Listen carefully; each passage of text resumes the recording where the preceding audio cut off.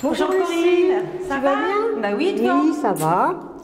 Bah écoute, je viens rendre ta bouteille de lait que je t'ai empruntée. Merci. Mais c'est pas ton fils qu'on entend? Si, en ce moment, il veut grimper partout et comme je lui dis non, il n'est pas content.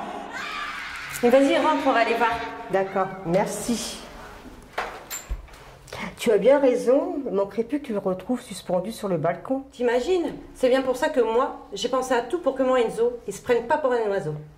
En plus, j'ai entendu à la radio que c'était surtout les petits garçons de moins de 6 ans qui tombent par la fenêtre. Il y en aurait au moins 250 chaque année. Quand même. Quel traumatisme pour les parents. Ah bah c'est sûr, ils sont rapides à cet âge-là. C'est bien pour ça que moi, j'ai pensé à tout. Allez, viens, on va prendre un café. Alors tu vois, par exemple, je le laisse jamais tout seul dans une pièce quand une fenêtre elle est ouverte. J'aère très tôt le matin, quand il dort encore, et une fois qu'il est réveillé, je referme toutes les fenêtres. Alors tu vois, comme par exemple dans sa chambre, j'ai enlevé tous les meubles qu'il y avait sous la fenêtre. Tout ce qui est coffre à jouets, les chaises, comme ça tu es sûr qu'elle escalade pas. Alors sur le balcon, j'ai aussi enlevé les choses sur lesquelles il pourrait grimper, comme les pots de fleurs, l'escabeau, il y a aussi ma table. Et je les remettrai quand il sera plus grand, quand il comprendra que c'est dangereux de se pencher dans le vide. C'est vrai finalement, tout compte fait, fallait y penser. C'est pas si compliqué. Bon, c'est bois ce café. Alors, on récapitule?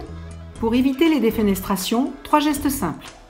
Ne jamais laisser votre enfant seul dans une pièce si la fenêtre est ouverte. Aérez votre logement pièce par pièce en fermant bien les portes ou lorsque votre enfant dort. Ne laissez pas d'objets que votre enfant pourrait escalader sous les fenêtres ou sur les balcons.